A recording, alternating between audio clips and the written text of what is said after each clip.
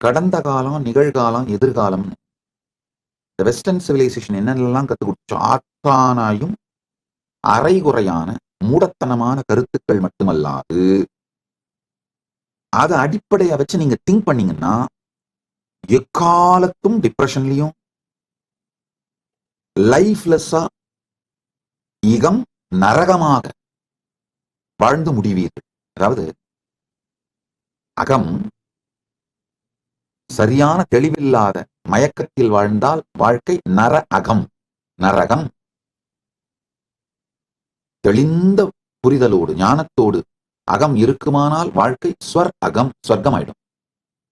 ஒரு பக்கம் இந்த போலித்தனமான புரியாத்தனமான சனாதன இந்து சிவிலைசேஷனுக்கு செய்யப்பட்ட மூளைச்சலவை, நம்ம மக்களுக்கு செய்யப்பட்ட மூளைச்சலவை. இரண்டாவது, இந்த கன்சியூமரிஸ்டிக் சொசைட்டி மேல நம்ம மக்களுக்கே வந்த அளப்பரிய மோகம்.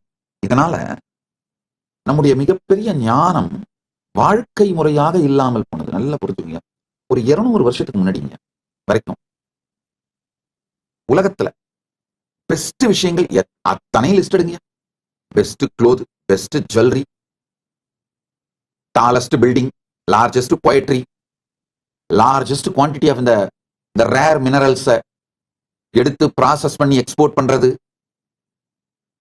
Largest and best pearls harvest பண்ணி எக்ஸ்போர்ட் பண்றது, கோல்டு, அத்துணையும் இந்த அத்தான லிஸ்டும் போடுங்க.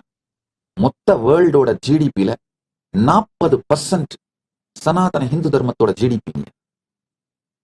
சனாதன இந்து தர்மத்தை நேஷனல் ரிலீஜியனாக கொண்ட, அபிஷியல் ரிலீஜியனாக கொண்ட நாடுகளோட ஜிடிபி தான். நாடுகள் சொல்றது நாடுன்னு சொல்லலாம், ஏன்னா அது சிங்கிள் தேசமா தான் ஆக்சுவலா ஃபங்க்ஷன் ஆயிட்டு இருந்திருக்கு. வேற வேற ப்ராவின்ஸை வேற வேற கிங்ஸ் ரூல் பண்ணிட்டு இருந்தாங்க. Otherwise ultimately it's single province. இந்த ஹிந்து சிவிலைசேஷனல் நேஷன் அதோட ஜிடிபி வேர்ல்டோட ஜிடிபியில 40%.